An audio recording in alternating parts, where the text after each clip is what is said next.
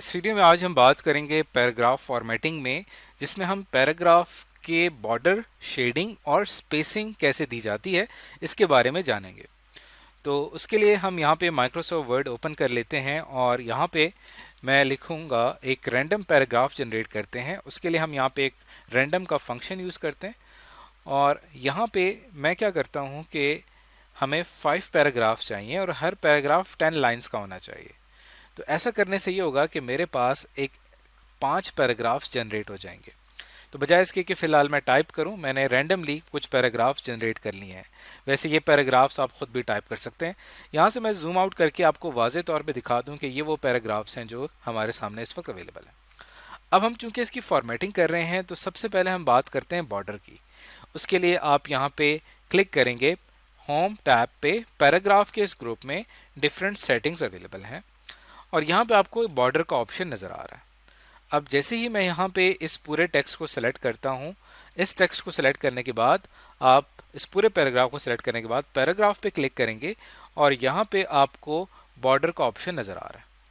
अब यहाँ पे मैं टॉप बॉर्डर करता हूँ तो आपने देखा कि पैराग्राफ के ऊपर एक लाइन आ जाएगी, left border, right border, all borders and outside borders पे क्लिक करूँगा तो पूरे पैराग्राफ के तरफ हमारे पास लाइन, पूरा पैराग्राफ बॉर्डर से कवर हो जाएगा।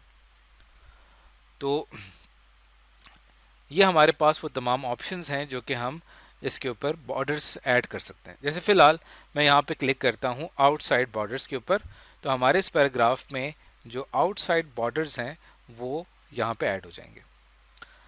अब बॉर्डर्स किस तरह से ऐड किया जाता है पूरा पैराग्राफ में, वो आपने सीख लिया है। मज़ीद सेटिंग्स आप एक्सप्लोर कर सकते हैं डिफरेंट ऑप्शंस ट्राई आउट करके यहाँ पे।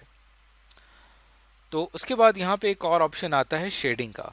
बिल्कुल यहाँ पे बॉर्डर्स एंड शेडिंग का ऑप्शन आपको नज़र आ रहा है। इसके ऊपर अगर मैं क्लिक करता हूँ तो यहाँ पे आपके पास बॉर्डर्स का एक टैब मौजूद है, उसके साथ ही यहाँ पे शेडिंग का ऑप्शन मौजूद है और यहाँ पे फ़िलहाल कोई कलर मौजूद नहीं है। अगर मैं फॉर एग्जांपल यहाँ पे रेड कलर कर देता हूँ तो ऐसा करने से आइए देखते हैं कि हमारे पैराग्राफ में क्या तब्दीली वाक़ई होती है। देखिए, ऐसा करने से हमारा पूरा पैराग्राफ रेड शेड में कन्वर्ट हो चुका है। तो इसको दोबारा से सिलेक्ट करते हैं, यहाँ से हम जाते हैं शेडिंग के और शेडिंग पे क्लिक करने के बाद यहाँ पे हम डिफरेंट स्टाइल्स से भी हम कर सकते हैं, जहाँ पे हम जो कलर की डेप्थ है उसको हम यहाँ पे देख सकते हैं। अगर मैं सॉलिड 100% करूँगा तो मुकम्मल यहाँ पे ये पूरा कलर आपके सामने इस तरह से शो करेगा।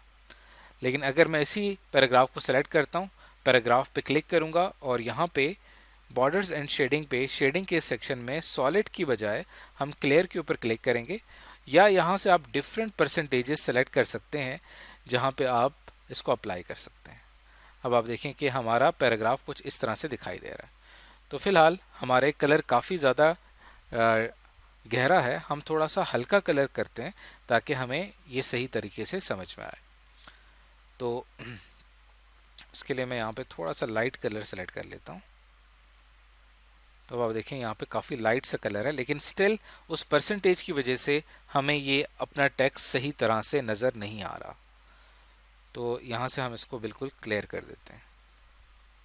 अब हमें हमारा टेक्स्ट बिल्कुल वाज़े तौर पे नज़र आ रहा है। इसी तरह आप इसको यहाँ पे सेलेक्ट करते हैं, पैराग्राफ के इस ग्रुप पे क्लिक करेंगे, उसके साथ ही यहाँ पे आपको कलर्स नज़र आ रहे हैं जिसमें आप पूरे पैराग्राफ का कलर इस तरह से चेंज कर सकते हैं।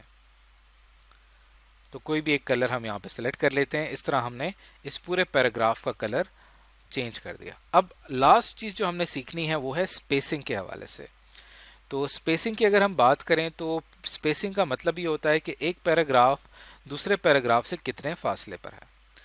तो उसके लिए हम यहाँ पे फॉर एग्जांपल इन 2 पैराग्राफ्स को यहाँ पे सेलेक्ट करते हैं।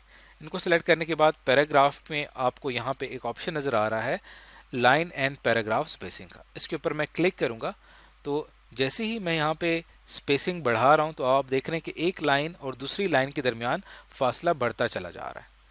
बल्कि इसको समझने के लिए हम एक ही पैराग्राफ को सिलेक्ट करते हैं और यहाँ से हम स्पेसिंग को बढ़ा देते हैं।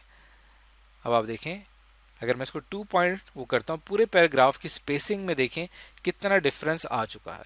इस तरह पैराग्राफ की जो लाइन स्पेसिंग है उसको आप इस तरीके से चेंज कर सकते हैं।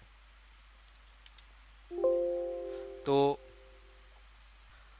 उसके साथ ही आपके पास यहाँ पे हम एक और पैराग्राफ की बात करते हैं, और इस पैराग्राफ में हमारा कर्सर यहाँ पे है। अब हम ये चाह रहे हैं कि यहाँ पे हमारे पास एक पैराग्राफ और दूसरे पैराग्राफ के दरमियान में स्पेस डेवलप हो। तो उसके लिए यहाँ पे हम पैराग्राफ पे क्लिक करेंगे, और ये सारे हमारे पास लाइन स्पेसिंग ऑप्शन है, लेकिन फ़िलहाल हम क्या कर रहे हैं कि हम ऐड स्पेस बिफोर पैराग्राफ के ऊपर क्लिक करेंगे। तो क्या होगा कि पिछले पैराग्राफ, इस वक्त हम इस पैराग्राफ में है, तो यहाँ पे अगर मैं फिर से आता हूँ और रिमूव स्पेस करूँगा तो स्पेस हमारी पिछले पैराग्राफ और इसके दरमियान में जो स्पेस है वो रिमूव हो जाएगी। इसको एक और एग्जांपल से देख लेते हैं। इन पैराग्राफ्स की बात कर लेते हैं, बिल्कुल आमने सामने है। अब ये जो पैराग्राफ है और इसके नीचे वाला जो पैराग्राफ है, यहाँ पे मैं स्पेस ऐड करना चाहता हूँ। तो यहाँ पे मेरा कर्सर मौजूद है, पैराग्राफ के ऊपर मैं क्लिक करूँगा और यहाँ पे ऑप्शन नज़र आ रहा है ऐड स्पेस। जैसे ही देखिए मैं यहाँ पे ऐड स्पेस के ऊपर क्लिक करता हूँ, थोड़ा सा फासला बढ़ गया इस पैराग्राफ और इस पैराग्राफ में। वापस हम आते हैं यहाँ पे, और इस स्पेस को अगर हम रिमूव करना चाहें तो रिमूव के ऊपर क्लिक करूँगा तो ये स्पेस जो हमने पहले ऐड की थी वो अब रिमूव हो जाएगी। तो इस तरह से आप एक पैराग्राफ और दूसरे पैराग्राफ में स्पेस ऐड और रिमूव कर सकते हैं। तो आज की इस वीडियो के अंदर हमने देखा कि पैराग्राफ फॉर्मेटिंग में हम बॉर्डर, शेडिंग और स्पेसिंग किस तरह से कर सकते हैं।